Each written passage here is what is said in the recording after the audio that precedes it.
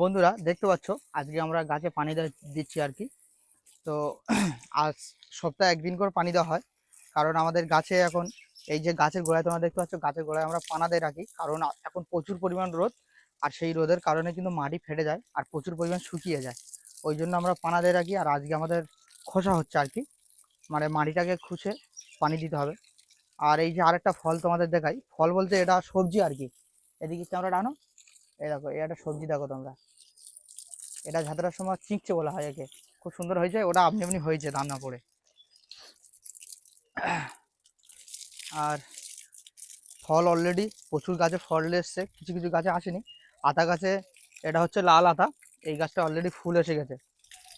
ক্যামেরাটা আপনার দেখা যাচ্ছে না, গাছটা অনেক ছোট, কারণ এই গাছে ফুল চলে এসছে। আর জাস্ট গাছের দেখো, গাছের ফলগুলো দেখো কতটা বড়। এই ফলটা কিন্তু অনেক ছোট এখন, মানে ছোট বলতে এর বয়স অনেক কম, কিন্তু এর সাইজটা কিন্তু অনেক বড় হয়ে গেছে। তো অনেক বড় বীজ এটা। তোমাদের কারোর কারো এরকম শখ আছে যে ছাদে এরকম গাছ করা?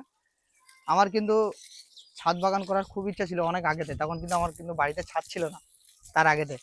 এখন ছাদ বাগান হয়েছে, এখন তো খুব ইচ্ছা যে আরো প্রচুর পরিমাণ গাছ বসাবো। এই দেখো এই যে গাছটা প্রচুর পরিমাণ কুল হয়েছে। রিয়ান সরে দাও, রিয়ান সরে দাও। এই যে দেখতে পাচ্ছ প্রচুর পরিমাণ কুল এসছে, দেখো গাছটা।